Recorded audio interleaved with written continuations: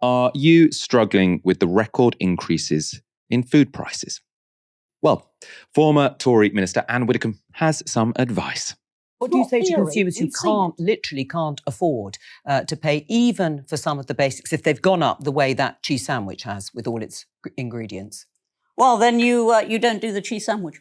We're talking about basics. We're talking about absolute basics and staples. We're talking about own brand pasta. You're talking about bread. You're talking about families who cannot afford to feed their children. There's a story today about mothers who can't afford formula milk, so their babies are literally starving at the moment. And so the government We've been through this before. So the government shouldn't be doing anything. Because we've been years you now. would let the children go because hungry. We've been decades without inflation. We've come to regard it as some sort of given right. Which is should the poorest and most vulnerable be helped out more when it comes out? They are being helped out. But especially on the idea of food. I mean, they are being helped. We've come to see it as some God-given right that we should be able to afford sandwiches and baby milk formula. She doesn't think baby milk formula for babies should be a right. That should be a privilege, actually, for the babies of Britain. I mean, it just shows the contempt that she has for working class people, right? And when they say, this isn't the first time we've been through this, we've been through this before, I presume what she's referring to is the kind of very bizarre nostalgia that Conservatives have for rations. Britain is the only country where people feel nostalgia for rationing. She feels, we went through this and we got through that time and, we just need to toughen up and be austere and whatever, and it gives them some kind of thrill. They're really living in their British identity when they talk about, people having to ration food in the fifth largest economy in the world.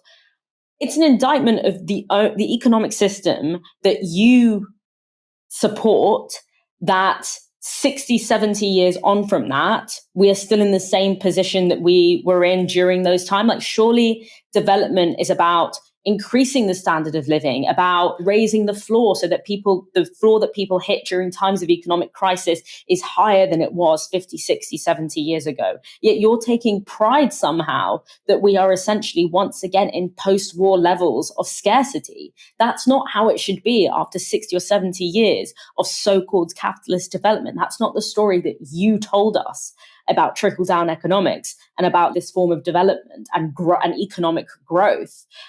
So I think really it betrays the fact that there is a fetishization in this country amongst Conservatives, amongst the upper class, for the suffering of poor people.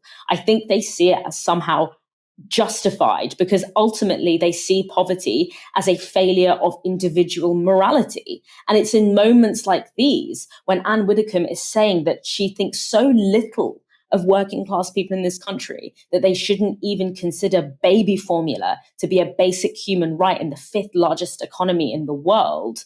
That to me shows that at its core, the Conservative ideology is that people who are poor not because of a systemic economic system, not because we are in multiple overlapping crises that poor people have had nothing to do with in this country. It's because they as individuals have morally failed.